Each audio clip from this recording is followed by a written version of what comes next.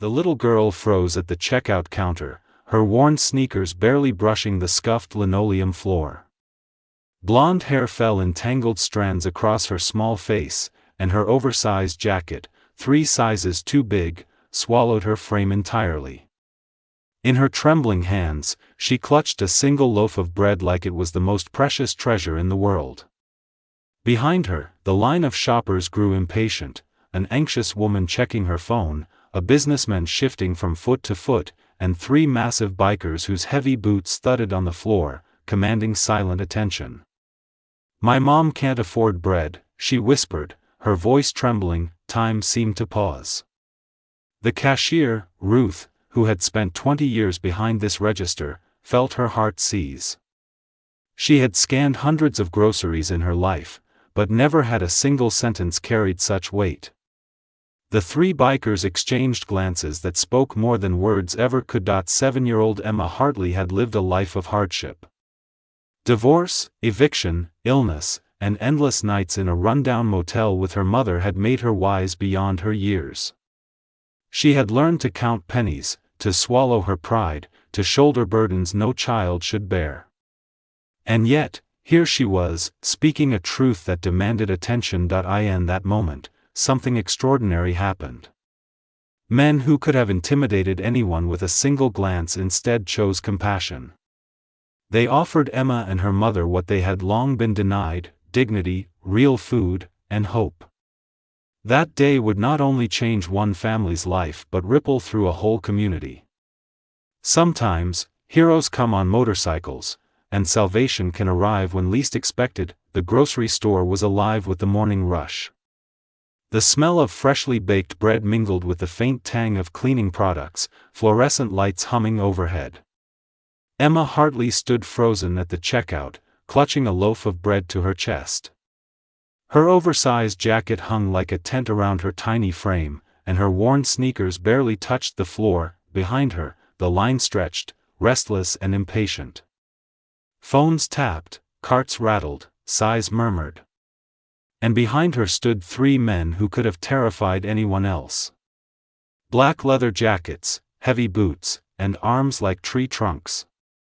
Most shoppers instinctively stepped aside. Ruth, the cashier, watched Emma carefully.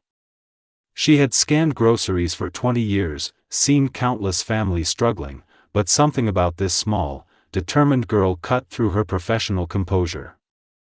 Emma counted out coins with trembling hands, pennies, nickels, a few dimes.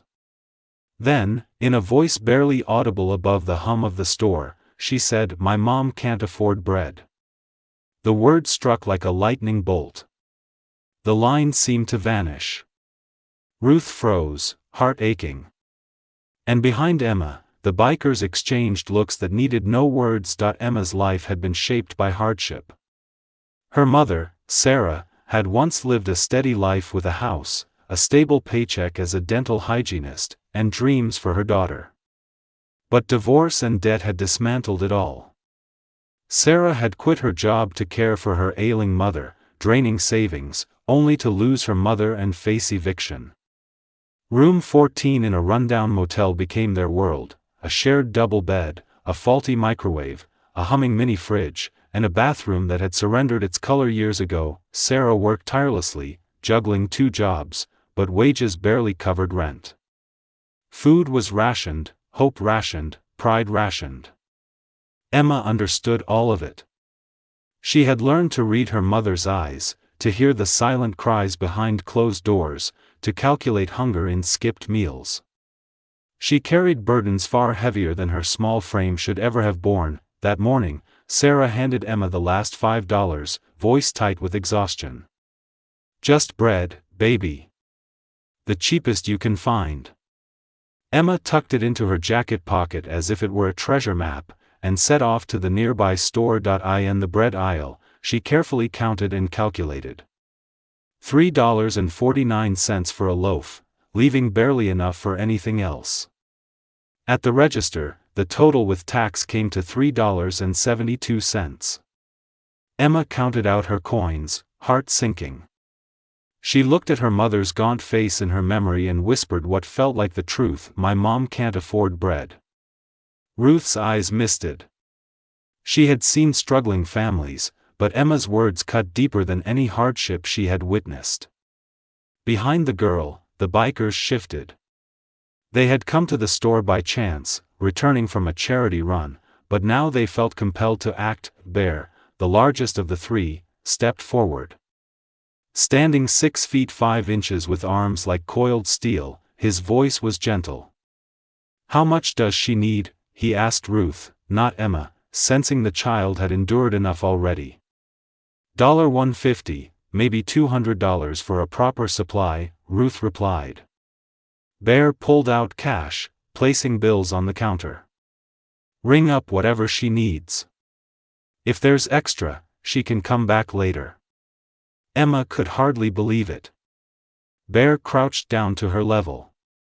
"You got a mama waiting for you at home?" Tears spilled as Emma nodded. "Then go pick out some real food, eggs, milk, meat, vegetables. We'll wait right here." With trembling hands, Emma filled her basket with groceries she hadn't seen in months: fresh apples, butter, chicken, a gallon of milk, pasta, sauce. When she returned, Ruth helped pack the bags, and Bear nodded with quiet satisfaction. "Your mama's name?" Bear asked. "Sarah Hartley," Emma whispered. "Room 14, blue-signed motel." The bikers exchanged a look of understanding. The generosity didn't end there. Bear, Ghost, and Hammer returned to the store manager, proposing a bold plan: purchase large portions of inventory to distribute to families in need. By late afternoon, 20 bikers filled the store with carts of essentials: canned goods, fresh produce, baby formula, diapers, cleaning supplies. By evening, they had reached over 40 families. Doors opened to reveal parents and children, elderly couples, and veterans. Boxes of food were delivered without judgment, only a simple message: "You are not alone." In room 14, Sarah and Emma sat on the bed surrounded by groceries, tears of relief streaming freely. A rough, handwritten note read, "For Sarah and Emma, hard times don't last forever. Keep fighting. You're not alone." The neighborhood felt a shift. The store established a discretionary fund.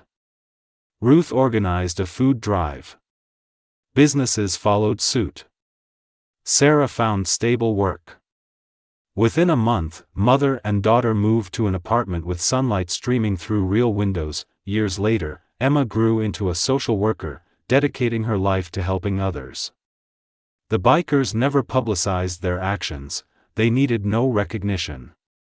Their lesson endured: the toughest exteriors can hide the kindest hearts, and salvation can arrive on motorcycles. Emma ended every story she told with the same lesson: never be ashamed of needing help, and never underestimate the power of speaking up. You never know who's listening. Sometimes, heroes come in the most unexpected forms, because in the end, it wasn't about the bread. It was about seeing one another, choosing to care, and knowing that even in our darkest moments, humanity still prevails.